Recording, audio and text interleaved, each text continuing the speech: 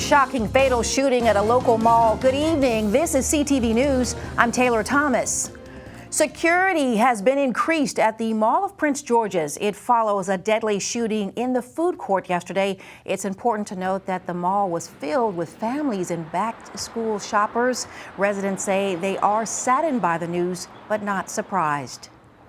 Didn't hear an argument. I had my headphones in, unfortunately, so it was like my response was delayed.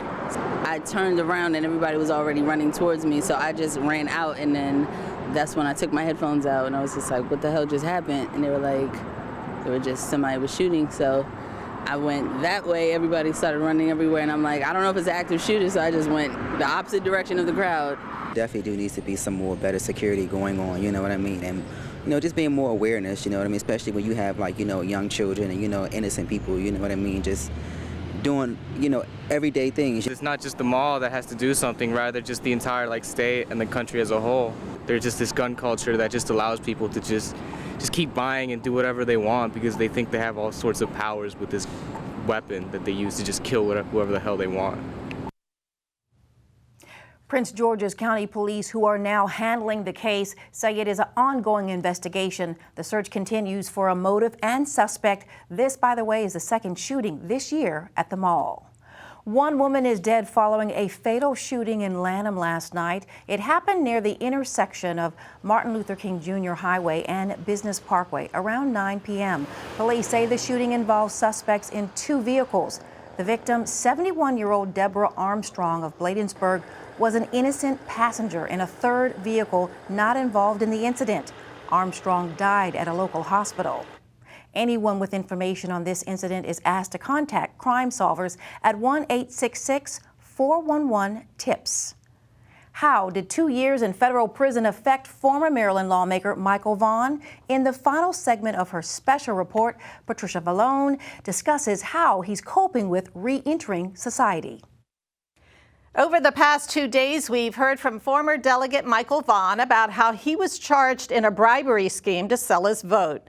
At issue was a bill to expand liquor sales in Prince George's County. While Vaughn has professed his innocence, he was convicted and spent 2 years in federal prison before being released on probation earlier this year. In our final segment, the former lawmaker talks about challenges he now faces. Tell us how this whole experience has affected your life. Well, it's been devastating. I mean, basically, you've turned my life upside down.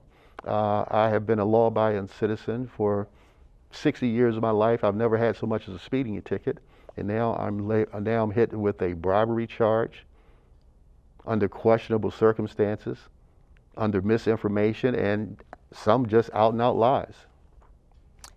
Has it affected your relationship with your family? I know you said you had Well, my family has always been supportive, and they still remain supportive.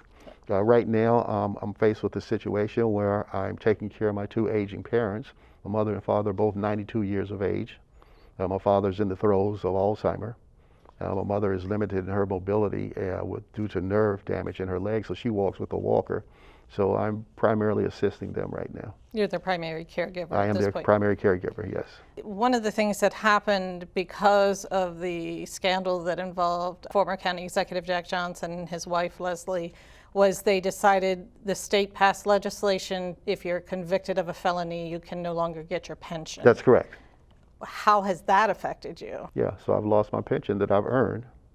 And it's difficult to get another job after having a felony. Well, certainly it is. Yeah, absolutely it is. But at this point in my life, I'm looking more so toward retirement and retiring with what I can, what I have left. I paid dutifully into the Social Security system, so I'm going to utilize what I paid.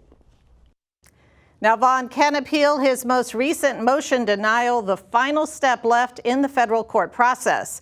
He says he'd like the court to consider a 2016 Supreme Court decision that overturned former Virginia Governor Bob McDonnell's corruption conviction.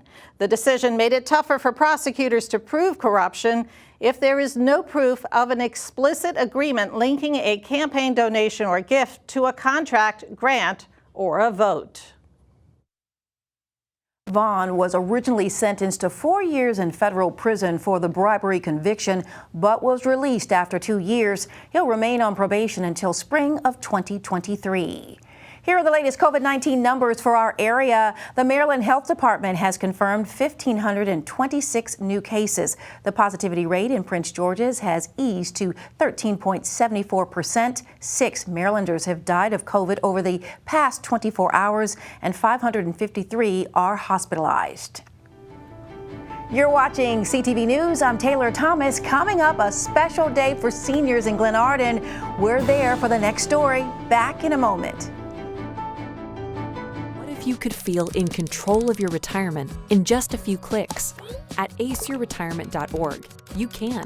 Start with a free 3-minute chat with Avo, your friendly digital retirement coach.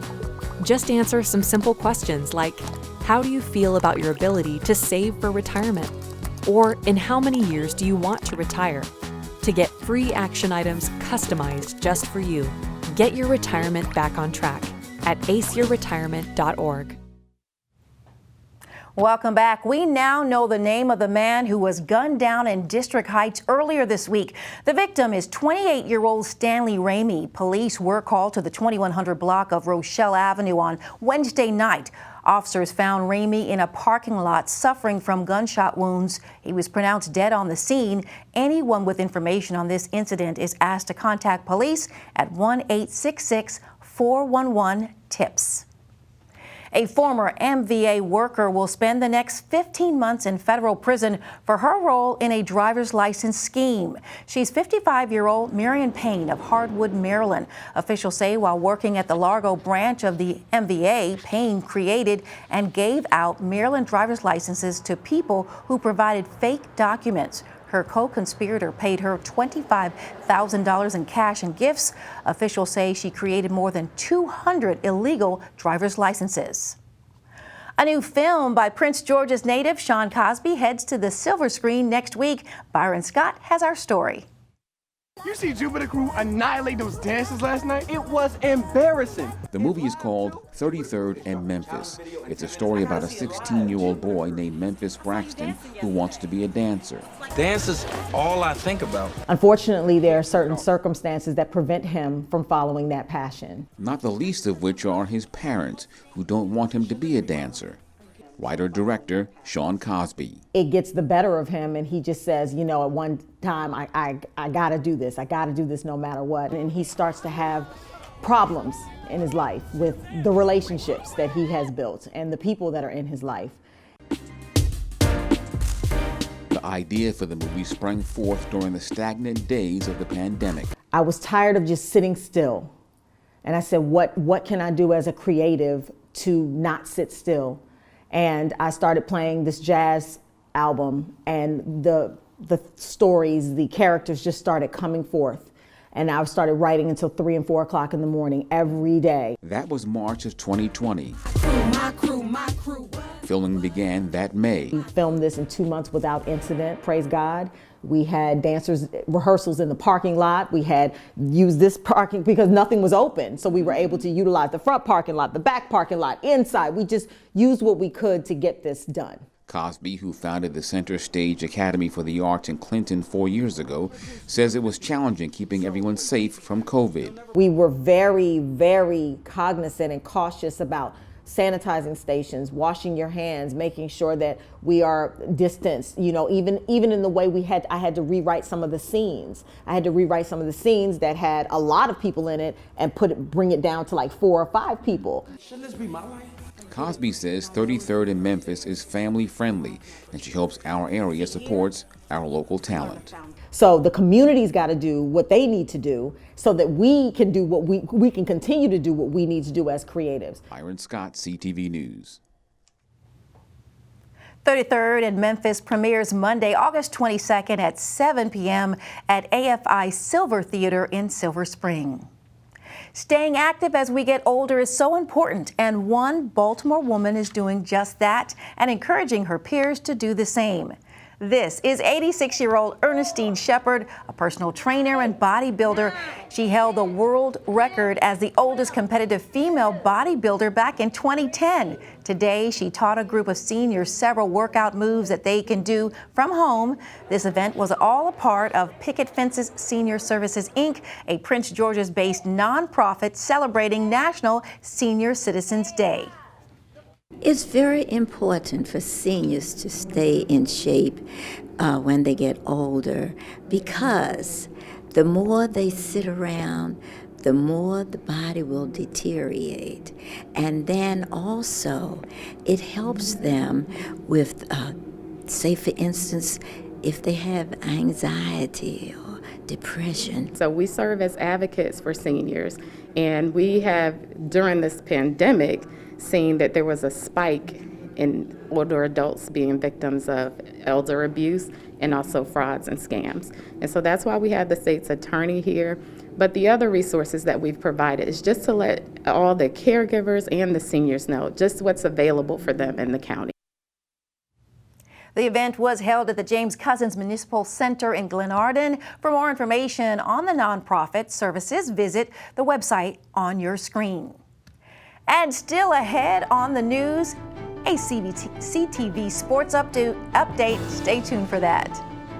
Coming up in the sports world, the Big Ten lands a big deal. And find out how the Mystics matched up to the Storm in Game 1 of the WNBA playoffs. I'm Laurency Moten, and I'll have those stories coming soon. When I never graduated from high school, I realized I wanted to go back to school because I didn't want to work these back-breaking jobs the rest of my life.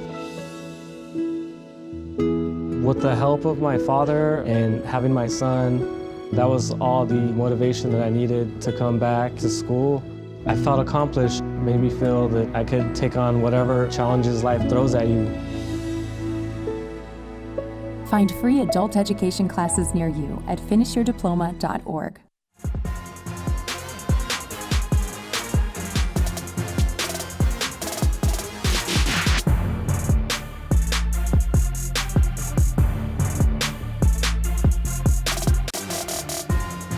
Well, the Big Ten landed a big deal. The Big Ten Conference announced it reached a $7 billion media rights agreement with Fox, CBS, and NBC to share the rights to conference basketball and football games. The deal is believed to be the richest ever on an annual basis for college sports, and this is a huge deal for football fans because now games will air across major networks each week, creating an NFL-style TV schedule. The Big Ten Conference has 14 member institutions from Maryland to Nebraska, covering some of the biggest media markets in the country. And this epic deal goes into effect in 2023. Now, golf lovers, be on the lookout because one of the county's most prestigious courses has made a return. Enterprise Golf Course, which opened in 1976, is an 18-hole public course that closed down in early May for renovations. Most of the changes that were made had to do with the grass, and facility manager Toby Todd says they're excited to be back up and running. He says they get 50 to 100 calls a day from people who want to make reservations. So the grass that we put down is called Tahoma 31. It's a new strain of Bermuda grass. It's the hardiest in the summertime. So it grows really aggressively in the summertime, and it goes a little dormant in the winter, but we're not very busy in the winter. So switching the grass from a grass that's really hardy in the winter, which is what we had before, and one that was, the prior grass was a little bit stressed in the summer when we get a lot of traffic. This, the Bermuda grass is going to be hardier when we're busiest, so it's going to show the best for the golfers. It's going to look the best. If you came out here and didn't play golf and you looked at the turf, you'd be able to appreciate that it looks like it's very well maintained. Whether it's beautiful scenery you're looking for or a great course to play on, officials say Enterprise Golf Course is where you need to be. Now for some playoff action, last night in a nail-biter, the Washington Mystics fell to the Seattle Storm 83-86. This game did not disappoint. It was back and forth all game long, and the largest lead for Seattle was 8, and for the Mystics, it was just 7. But with less than a minute left in the fourth, things took a turn. Seattle Storm player Jewel Lloyd, who, I might add, did not have a bucket in the first half, knocked down a shot to seal the deal. Lloyd scored 12 of her 16 points in the fourth quarter. And she was the deciding factor. For the Mystics, though, Elena Deladon led all scorers with 26 points, but that was not enough. These two teams match up again for Game 2 this Sunday at 4 p.m. And that's all I have for sports. News.